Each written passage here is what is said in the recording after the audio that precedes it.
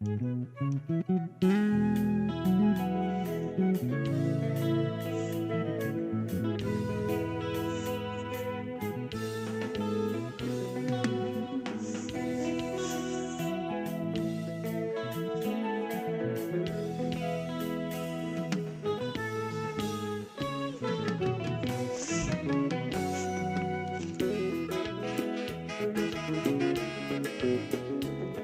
you can say when I'm a tea. Hello, my guys,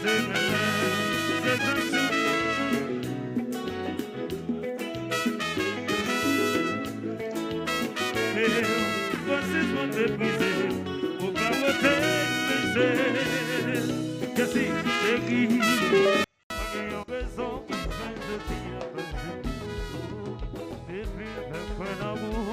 l'amour n'a qu'un seul goût, pas même ça même pas critiquer. Vous envoie mes vies, pourquoi vous même ça qui déguise sur la terre, je t'en quitte dans la terre. Merci.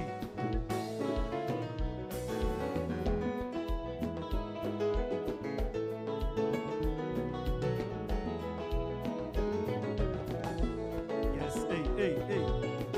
C'est qui?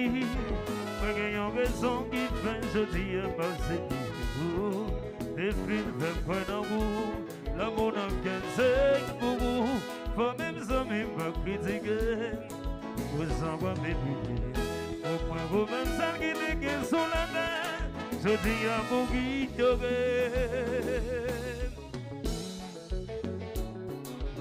et Fayou ça va bien?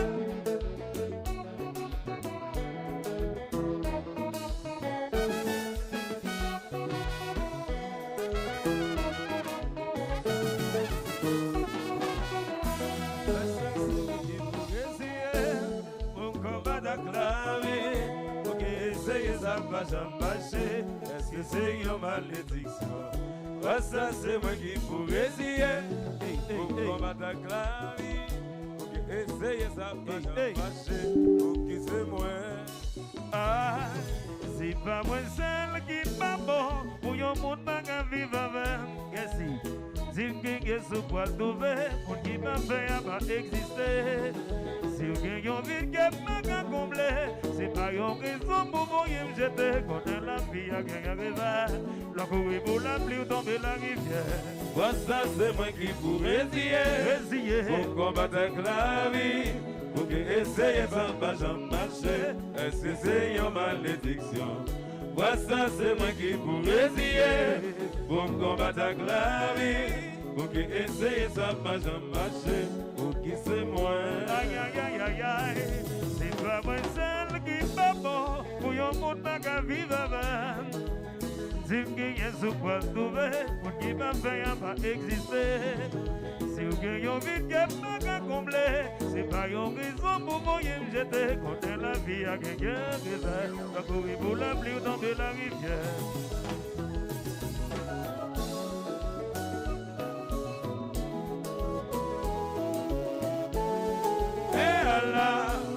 Yes,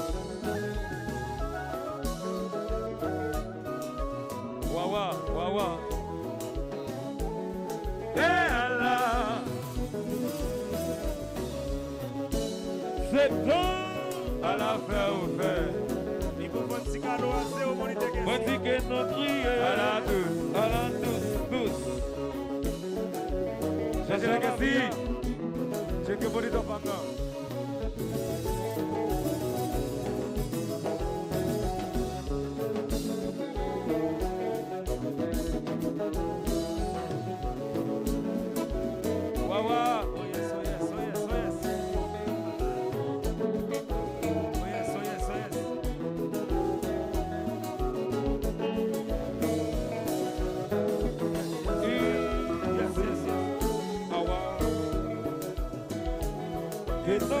Que no.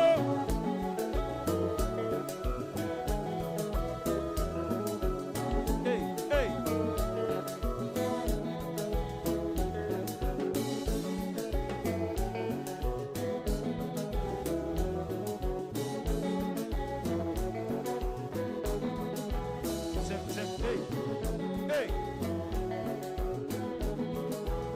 Ascension.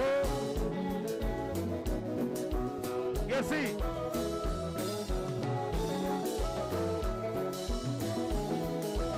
Mais comment? Petit volume, merci.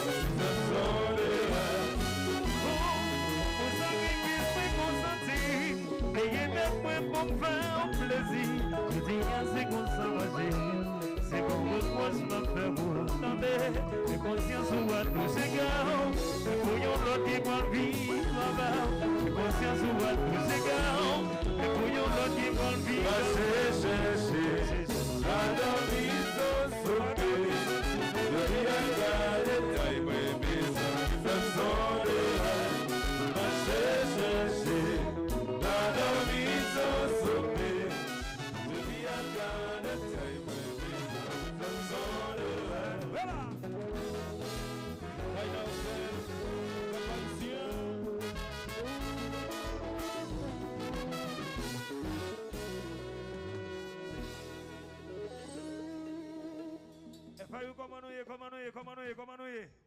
Est-ce que nous content de retour Ticalo parce que le dernier bal joué ici à Miami c'est FIU avec Septan. Est-ce que nous content de premier bal ici à la tous avec FIU avec Septan. Bâton bravo pour ça, bâton bravo pour ça. What if there was a way to know if a stock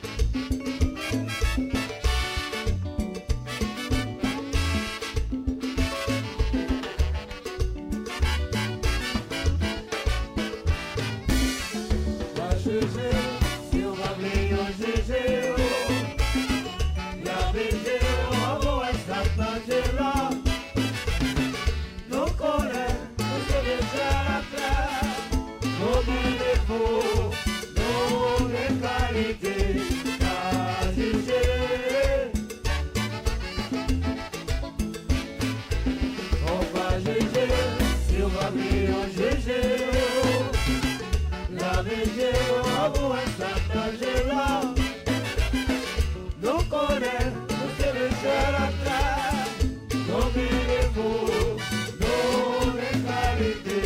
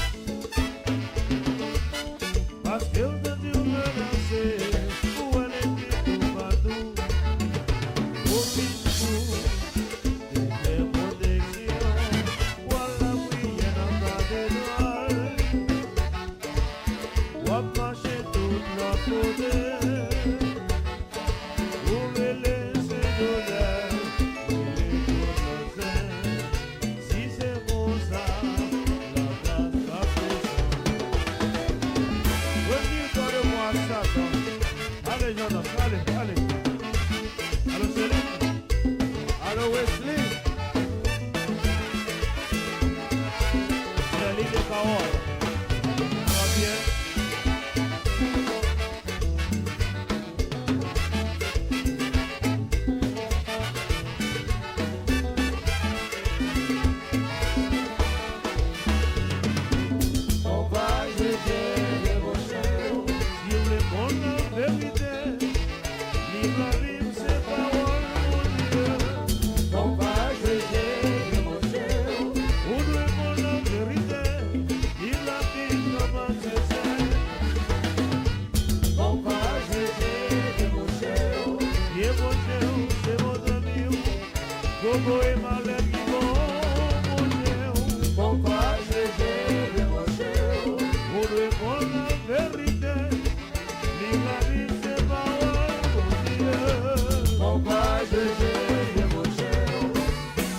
Famille Georges.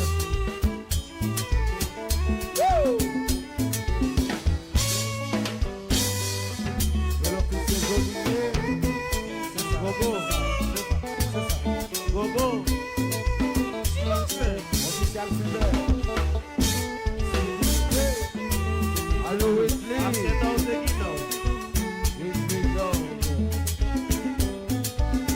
Oh là là là là là là là. La belle Céline, la petite Paola. Très bien.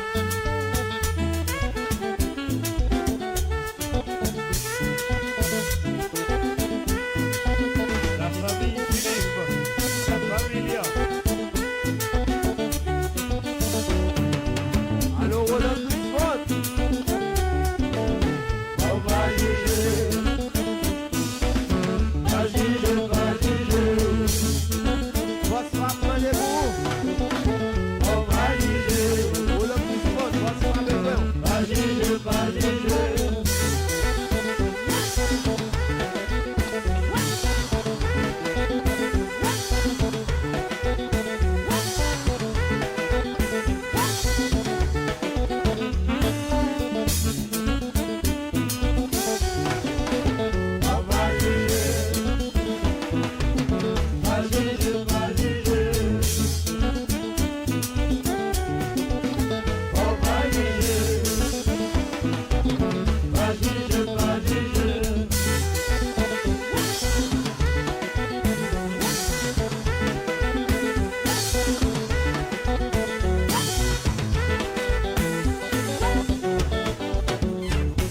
Starting a business is never easy, but starting at 8 months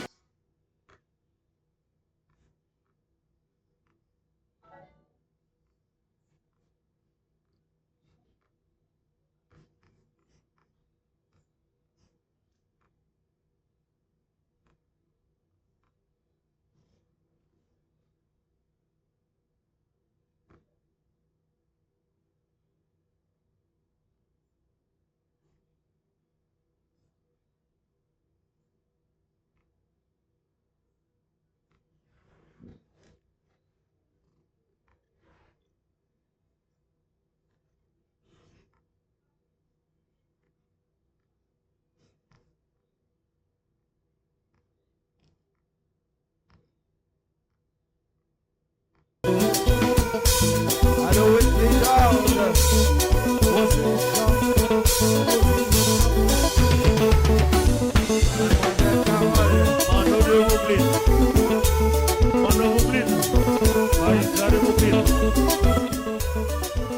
Allô Walda.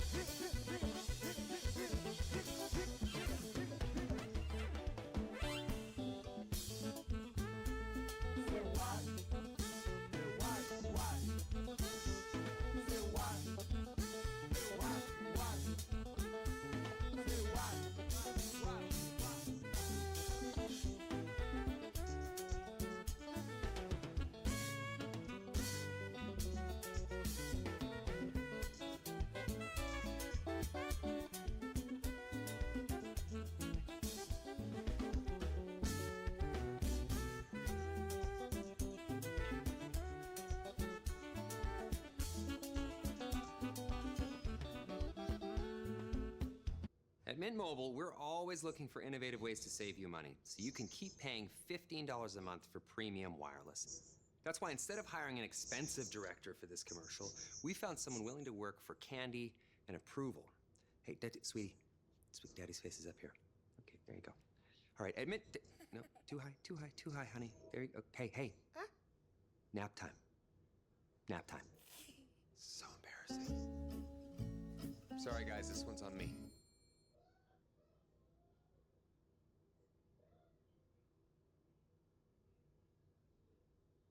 Sell to your customers anywhere with Shopify, the commerce platform designed for entrepreneurs. Online, on social, in person, and on the go. Get the tools you need to sell the way you want, powered by Shopify.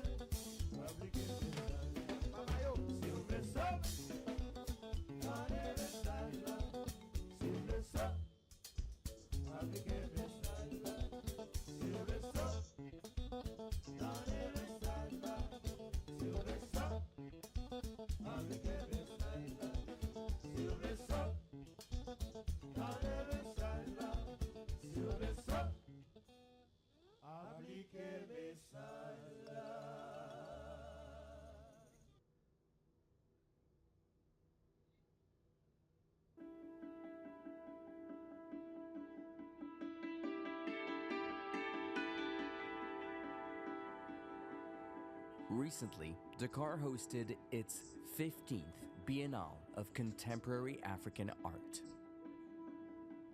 The origin of African art stretches far beyond recorded history. The continent's oldest known beads, crafted from nacreous shells, were worn as personal ornaments more than 72,000 years ago. Evidence of complex paint-making dates back 100,000 years.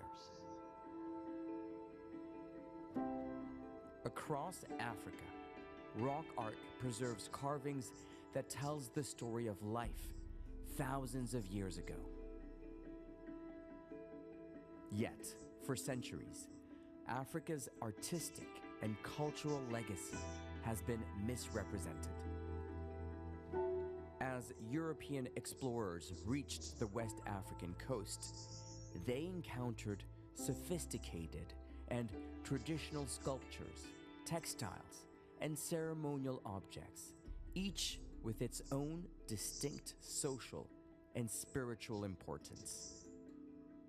But instead of seeing them as high art forms, Europeans dismissed them, placing them outside the Western definition of art.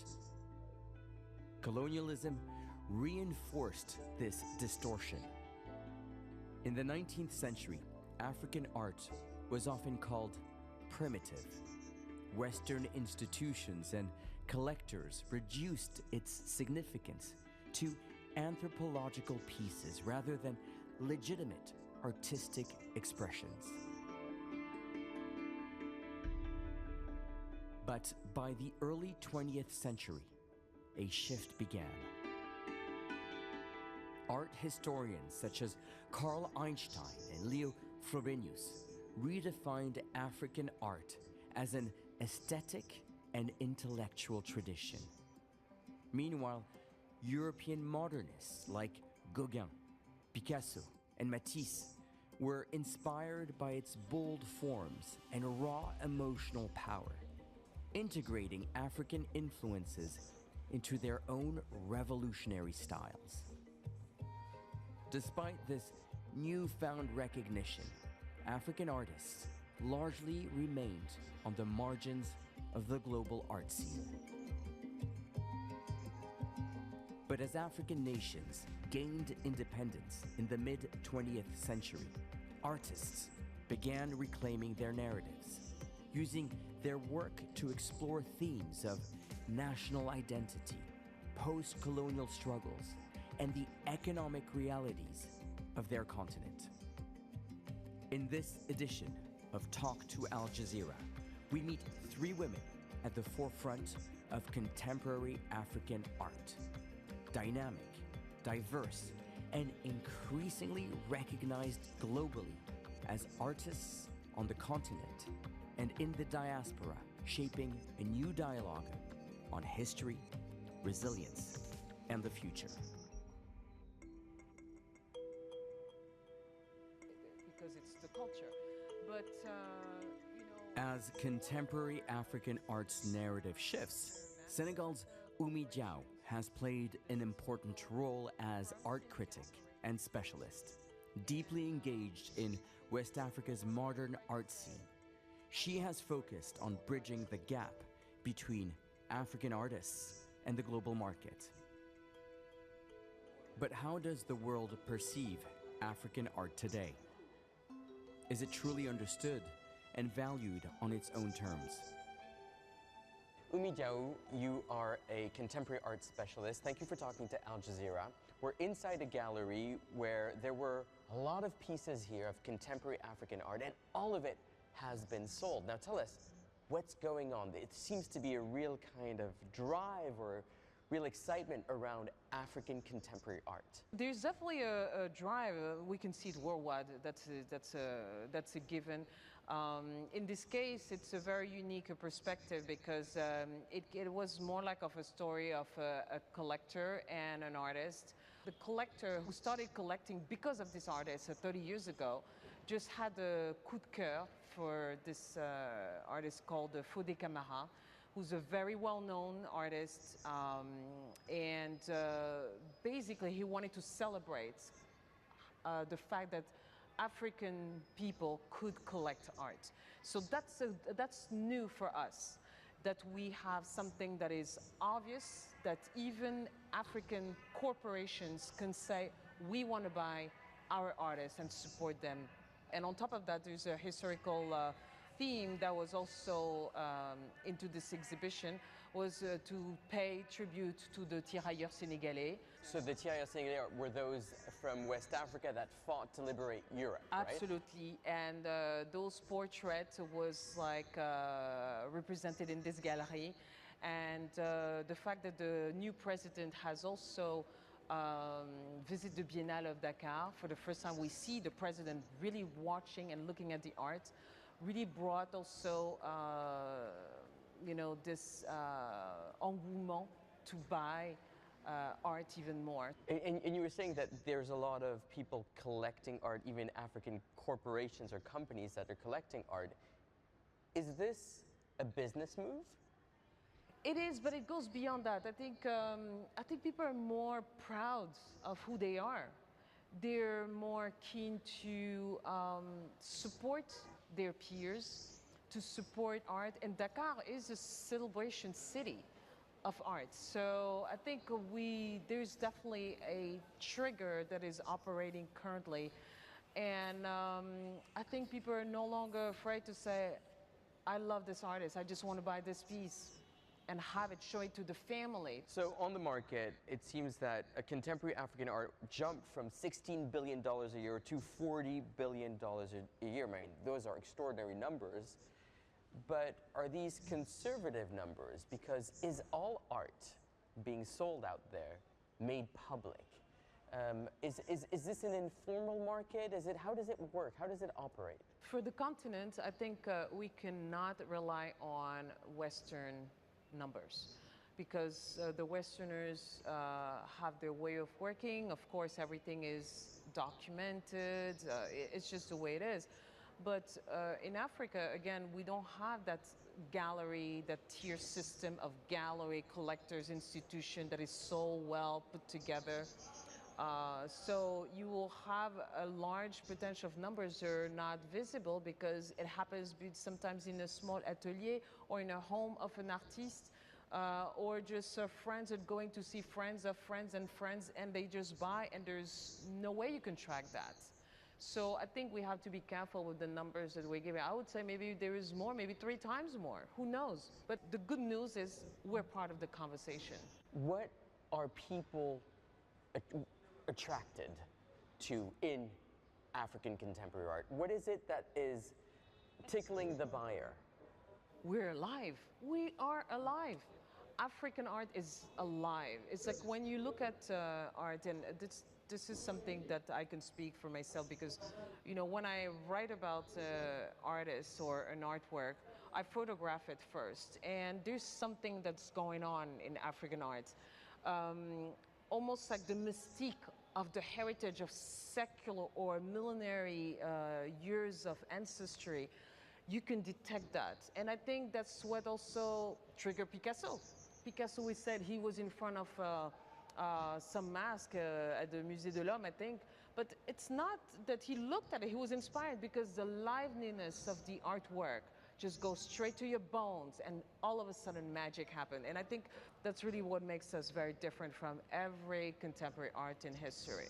I was extremely happy to see that there's one African-American man whose name's Dr. Logan, who owns an institution called 10 North.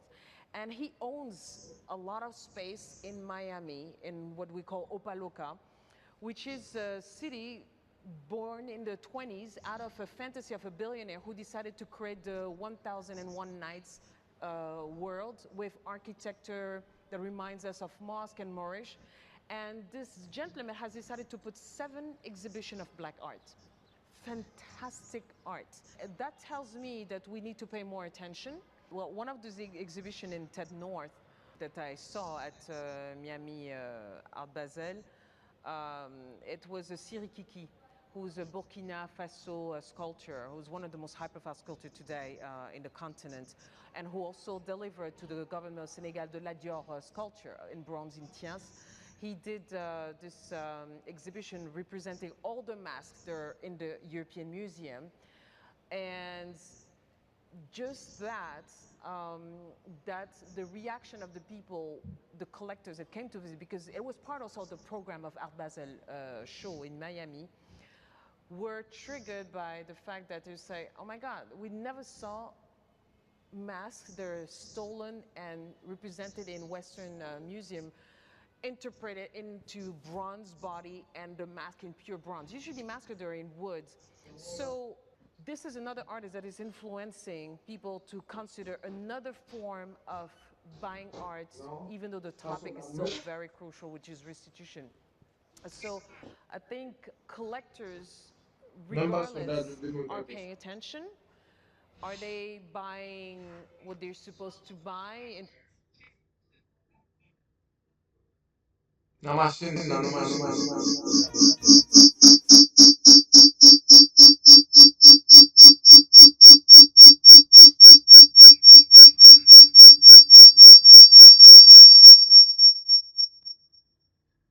No serious